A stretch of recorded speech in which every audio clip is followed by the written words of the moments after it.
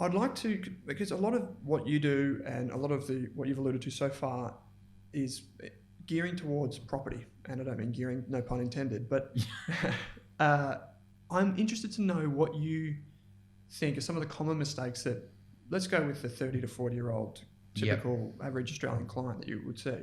What are some of the behavioural mistakes or financial mistakes that they fall into? You mentioned buying off the plan as one of them. I think that's, as far as I'm concerned, that's kind of a no-no in my book. Oh, yeah. I'm keen to know if you have any others in your mind. Oh, yeah. So off the plan, definitely not. And we've only seen that the last week with a couple of building quality risks come out with a few towers. But yeah, I mean, that's a big one.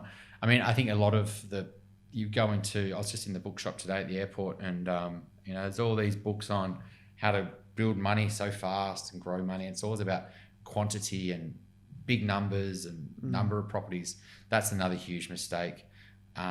People are going by 4 or 5 investment properties, and they're all cheap, cheerful assets. I think over leveraging like into their homes, a big thing. It's very, there's a lot of people, I've seen a lot of clients that have gone into too much debt on their home and they've hamstrung themselves. So they want to live a good life. So they want to spend a lot of money each month. So it's a good life, but they do have a life that spends a lot of money, and they can't afford to pay off the mortgage basically. So the mortgage just kind of goes flat lines. It's just extremely stressful. Are there any rules of thumb that you would use in that situation? Like I've heard some planners will say, keep your mortgage repayments less than 30% of your income. I look at it differently. I built my own little calculator that basically I don't, whatever the minimum repayment is, I tell them forget that. That's what the bank wants you to pay. You don't want to pay that. You want to pay more than that.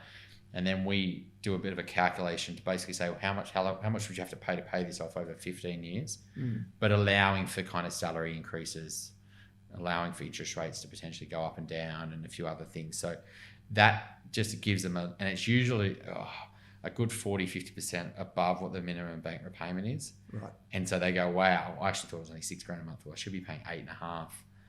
And I have to up that next year to 9 and it has to go up. So I guess that's how I try to retrain them, is on a much higher figure than what they will actually have to pay, and then try to commit to that every month.